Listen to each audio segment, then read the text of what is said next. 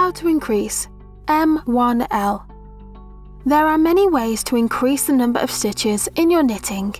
We're going to show you how to make one, M1, by working through the horizontal bar found between two stitches in the row below. We can either make a left-leaning M1L or right-leaning M1R increase. In this tutorial, we'll show you how to make a left-leaning increase stitch, which is abbreviated to M1 or M1L in knitting patterns. Follow your pattern until you reach the M1L abbreviation in your pattern.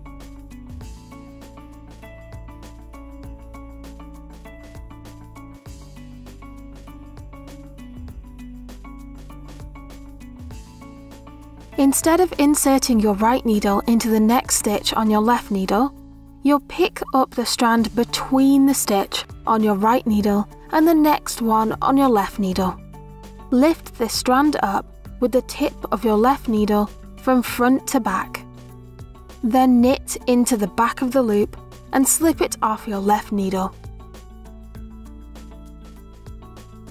Continue knitting until you reach the next M1 or M1L in your project. Let's do one more increase together. Using the tip of your needle, lift the strand between the stitches on your left needle.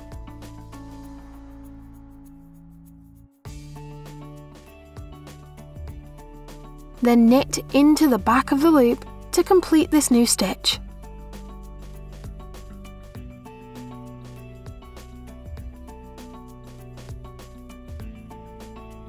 Slide the loop off your left hand needle.